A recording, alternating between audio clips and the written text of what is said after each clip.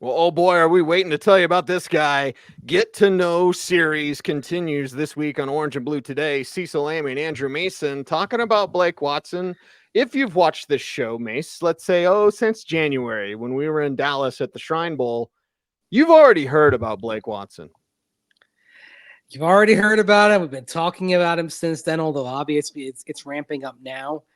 And him being a Bronco, very interesting because of the specific fit that Blake Watson could have in this offense and why he's here. Yes. Why is he here? Well, he's here to compete, and he's here with a healthy contract for an undrafted free agent, a healthy bonus there, Mace. And again, watch what they do, not what they say. But this is a player that you and I saw at the Shrine Bowl. Know he can be a 3-down back, not necessarily just a change of pace. And he's a former high school receiver. Memphis guys and their former receivers that play running back, but he's got a skill set that I think people misunderstand because they're, he's a small guy. He's just a third down guy. I don't believe that at all. I don't think so either. I think that's interesting. Now, is that where I think he's going to start? Like if he's got a role for this team in 2024, I think it is third down running back. I think it is pass catching running back. If he makes the 53 and he's playing, I wouldn't at all be surprised to see him lead running backs in receptions. Okay. One of the two leaders in catches, FBS running backs, the two with 50 plus, the other was Bucky Irving, someone who was very much on the Broncos radar and someone who they saw at, of course, the Bo Nix workout in Oregon back in March. But there's more to him than that. You and I talked with him at the Shrine game about how he knows he needs to develop as a blocker. Like that's something he wants to show. And that he knows that's going to be the path to more playing time. But make no mistake, the reason why he's here is first and foremost right now, first vision, pass catching running back out of the backfield. Now, how do you get to play on those third downs? You've also got to be able to block. And you see, for someone like Jaleel McLaughlin, who is small, he is shorter, he is lighter than Blake Watson. The pass protection element or the lack thereof, that's why you didn't see more of him. As we've talked about plenty of times, it was a tell. When he was out there, he was probably fanning out and running a route, or he was getting the handoff. 70% of the time was targeted or received the handoff when he was out there. Because he couldn't pick up a blitz, pick up, help in pass protection, that limited what you could do and how you could use him, and it was a tell. It was a tell to your intent. So if Blake Watson can be a competent blocker, opens things up and opens up a path to him for some extensive playing time right away. Right. And Sean Payton talking about the vision for Blake Watson when I asked him about it and happened to bring up those 50 plus catches and my Mr. Know-it-all question. I couldn't help myself. I cut that out of the edit. I couldn't help myself, but I asked him about Kamara and, do you see Kamara? And his answer is very interesting. Here's what Coach had to say. No, look, we use that joker term a little bit. That was one of the traits, though, that stood out. And he was one of those guys again in the 7th round, 6th round. But we saw a player that was natural catching the ball. And so that was a big draw. When we read a player, that was a draw to his vision. What's the vision? And so now we're learning more about him. I'm not making the comparison, but when we drafted Kamara, we saw that vision, but we didn't realize the other things in the running game. The first handoff in the preseason, I think against the Chargers, he went 52 yards for a touchdown, and we're like, man, we can hand the ball off to him. So again, but if you ask me, the traits that attracted us to Blake were certainly that we saw in the passing game, and you saw pretty good football IQ too. So good question. A, you got the good question. Nicely done. Nice. B, right there before he said good question, football IQ. Smart's that common thread. Yeah. how often are we talking about kind of the mental side and the fit culturally with the Broncos? Every single one of these guys. Like this is there's something going on here, and and part of that fit is up here. They're not looking for lunkheads. They're looking for players with a lot of football intelligence, because part of it is you have to have that if you're going to learn the scheme, especially on the offensive side that Sean Payton is implementing.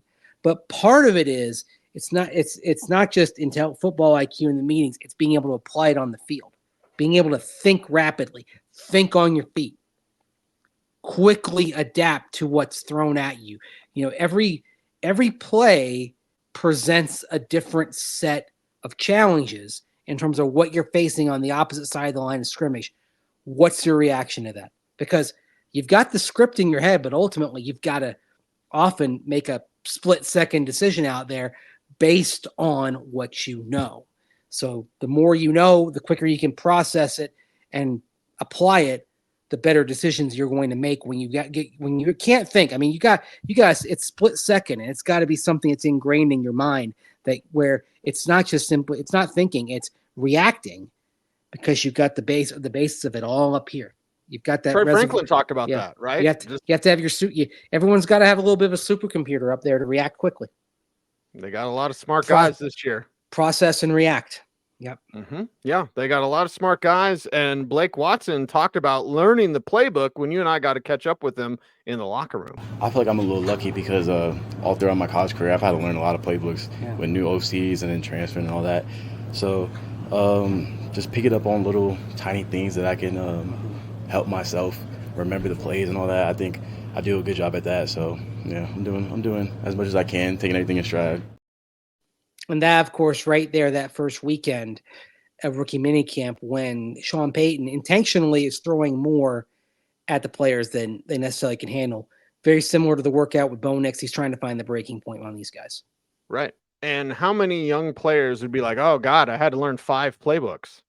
Watson sees that as a positive. And then I like that at the end there when he tells you, hey, I'm just, a little bit at a time. So again, just like everyone we've talked about in this week, a series of get to know the rookies, they're learning as the process goes.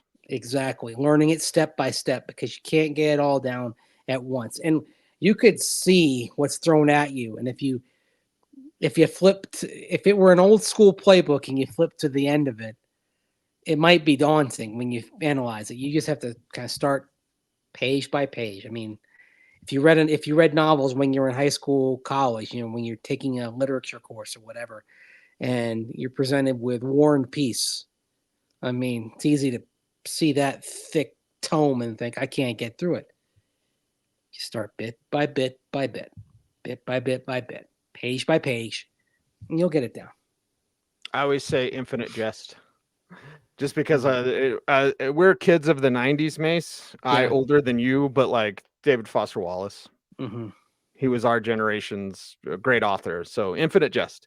If you want a really long book that you got to take piece by piece, that's what it is. But Blake Watson is here to learn from Sean Payton. Something that he talked about is kind of exciting for him. Here's what Blake Watson had to say. He's a cool dude. I mean, it's a little crazy because, he's been coaching since I was in elementary school, watching the Saints with Drew Brees and all them. So definitely wild to, he's now my coach. I play under him now. Definitely a surreal experience, but it's definitely cool for sure. Even in this environment to start, do you feel like he's really trying to get the best out of you guys, like kind of to test you to see what your limits are? Yeah, absolutely.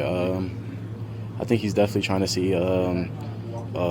how much we can give, competition like you saw today at practice, competing against each other. He's definitely pushing us, and I think everybody's all here for it. Competition is king. Yeah, it is. It absolutely is. And we alluded to it on the show where we're talking about Audric Estime. Running back competition, I think it's going to be the most fascinating one on the roster. There's a lot of interesting competitions. I think competition for number 2 cornerback is going to be fascinating. Competition to see how edge rusher stacks up, who starts, who ends up being 3 and 4 there. But running back, you've said it. I'll say it too. I don't think you can put anyone's name in Sharpie right now and say they're on this team at running back. The game is very much afoot. I'd even put Tyler Beatty, who had a worked rookie minicamp. Yeah, he's got more experience than those guys, but he looks dynamic as well. There's a lot of talent in there. Mm-hmm. Yeah, a lot of speed as well. And with Watson, Mace, that's a thing with football. It's a game of angles. This dude understands the geometry of the game. He can outrun your angles. It doesn't take him long to get to top speed. He can change direction on a dime. All the stuff you and I saw down at the Shrine Bowl, all the stuff that's evident on the film from Memphis. And that's why I've said he's a Tony Pollard back. If people don't know Tony Pollard, well, you should, because he was the best back on the Cowboys for years, even though they kept hanging on to Ezekiel Elliott, who's back now. And then, of course, now he'll lead the way in a Derrick Henry-less Titans backfield. Pollard's the man, and I think eventually Blake Watson could perform as such. Eventually he could. Now, go back to what Sean Payton said in that soundbite that we had earlier, that Kamara comes in and they love his pass catching. Mm-hmm. And then they hand him the ball and he takes off and scores. Blake Watson might have a moment in the preseason like that too, because we're talking a lot about him as the pass catcher. And yes, that's the skill set that if he makes the 53, that's the primary building block of that. But he's a dynamic runner too. Mm-hmm. Like he hits the hole quickly. He's decisive. All the traits. I mean, look, getting him undrafted was a steal. You and I were talking about him in round 5. Mm-hmm. Like when they picked Audric Estime, it looks like could be a really good pick, but at the same time, I'd say Blake Watson was right there. So I with them, I'm less focused on their draft pick or lack of draft pick thereof stats as I am about how these two actually really seem to fit well with each other. But that being said, Watson has a chance to kind of become an every down if he can run with power and burst, and if he can hold up in pass pro. There's a very interesting possibility that long term this could be your 1-2 Thunder Lightning combination. But who's to say that Lightning isn't the more prominent of the two rather than Thunder? We're going to find out. Yeah, we are finding out. And Jaleel McLaughlin is awesome. We love him. They love him. Yeah. He doesn't keep his feet upon contact. When I said last year he's just like Philip Lindsay, that's inaccurate. Phil would keep his feet on contact. Mm-hmm. Jaleel does not. Blake does. So pass protection, can you add that extra element? And Blake told me, because I brought up the Kamara thing with him, and I said, hey, coach said when pads come on, that's when you'll prove yourself. And he says, pads are football. Football's all about what you can do in pads. So like Estime, we can't really see that power yet. Well, Watson's not as slappy as a runner either. Yeah. So let's see the pads come on with him. Yeah, and see what that vision is like with him as well when those holes are opening up. Mm-hmm. It's funny to talk about Jaleel in this mix because I could see that a year from now we're talking about maybe putting 3 running backs in Sharpie and saying it's Estime, it's Watson, it's McLaughlin.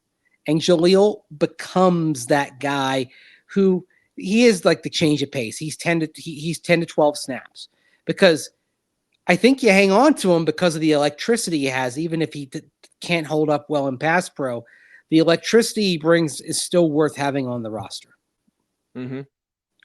And he may well be somebody who is a huge beneficiary of the new kickoff rules, which we'll get into next week. Right. But so could Blake Watson as well. Like that could be a role for him to get more playing time immediately. And that's another thing. That's why we're going to do a separate show on kickoffs, because it's a game changer for roster building. How they're doing 1,000%. Completely different now. A game changer to where you may look at a running back room that's heavier than it was in the past. Not in terms of like weight. I'm talking in terms of number. Like 4 running backs on the 53. I don't think that's out of the question right now. And the Broncos have been very forward in talking about those kickoff changes, so they know they're ready. And honestly, and this goes back, don't slam on Russ. I'm not slamming on Russ. I'm just telling what happened. Imagine Nick's getting it to Jaleel in a cleaner manner. How often did Jaleel have to fight for the ball? Not because he's a bad receiver, but because it was put in a bad spot. Imagine Jaleel getting it in stride. Oh, my God. touchdown. Yeah. Imagine Blake getting it in stride, right? Off to the races. And away we go. I like it. Speed, electricity, tons of power from Estime and Javonte. It's a good combination, Mace. Yeah. This is going to be a good running back room. Yeah. So we talked about it with Estime. Are we getting closer to the 2,000 mark? Are we getting a little closer to that? I think they make it there. I think they make it there not only because of the players they have, not only because of the offensive line, which, yes, you lose Lloyd Cushenberry. I've said it before, I'll say it again. 3rd in the league in run block win rate last year. The holes were there. The gaps were there. And the fact that they didn't capitalize off that sufficiently is why you're looking at new faces in the running back room. Why it was a low-key need. Why we told you before the draft they're drafting a running back. I mean, I don't like doing the victory lap thing on what we said, but we were talking running backs before the draft. Well, I will say John Davis watches the show every day. Shout out John Yeah. Davis. And he said, you guys say so much without like revealing what you're saying. It's like, we had a pretty good idea running back was going to be on their list. So I'm glad that they got Estime and Watson. They like doubled up on it, man. We're crewing up. Yeah, they got 2 draftable running backs, 2 guys they had good grades on. Right there. You know, if Estime had been off the board, Cease, I wouldn't be surprised at all if they drafted Watson right then and there. Yeah, could have been. Because they felt pretty strongly about Blake Watson, too. Why Estime over Watson? Bigger, beefier back. We talked about it a couple of days ago. Got a little of that Hulk build to him. And the vision for him, as Sean Payton would say, first and second round back, down back, that's something you're going to prioritize a bit over somebody who comes in right now, at least based on his skill set at this moment. And you're saying situational back, you're saying third down back. Doesn't mean that Blake Watson can't become more like Alvin Kamara, but you picked Estime over Watson because right now Estime has a more prominent role if he works his way up than Watson at this moment. Doesn't mean it can't change. One of the things about vision is the vision evolves. The vision, that's why it was worth revisiting when I asked, Sean Payton about the vision for Stidham after you saw him for a year. Mm-hmm. When we have press conferences with Sean Payton, hey, if you're watching this show, Sean, I doubt you are, but if you are, get ready for more vision questions because I've got a few that I'm ready to ask. Yeah, vision changes, futures can change, players can improve. And I've said it before, but remember, and CFL contact told me, like, Sean Payton had Chris Ivory, Reggie Bush, Mark Ingram. Like, there was a time when 4 backs were there, all really good with the Saints. Was it Chris Ivory, was Reggie Bush, Mark Ingram, and Pierre Thomas? I believe so, yes. Yes. All 4 really good backs. So And guess what they have now? They all got chances. Like, they all Exactly. There was room for all of them. Mm-hmm. Pierre Thomas played, like 8 seasons, I believe. Something like that. Yep. Yeah. Pierre Thomas was an undrafted rookie the same year as Walter Thomas, who got cut after 12 minutes. And Pierre Thomas was undrafted the same year they drafted, and Sean doesn't bring up his name, but it was Antonio Pittman, the Ohio State kid in the 4th round. And it's like, okay, they chose the undrafted guy over the guy they drafted. And there you go. There's another thing right there. Audric Estime, yes, they drafted him. If Blake Watson outplays Audric Estime, Watson's going to get more work. Status doesn't matter. Yeah. Yep. Show up and play hard. And Blake called Sean a cool dude. Okay. What would Russell Wilson call Sean Payton? I don't know, but I guess Blake likes the Jordans. Yeah, man. That's a way to relate to the players, is to have the shoe game that Sean Payton has. Yeah, for sure. It's impressive. Most impressive. Yes. So maybe he's chewing you out for something you missed, but the shoes are cool.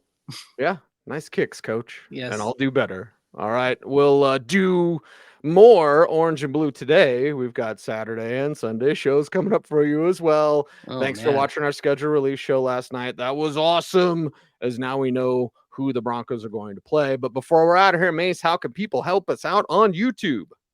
Like, comment, share, subscribe, hit that notification bell so that you never miss a vid. That's right. He's Andrew Mason. Follow him on all the socials at Mace Denver. I'm at Cecil Lammey saying OBT is a BFD. Until next time, stay tuned and would you please stay frosty.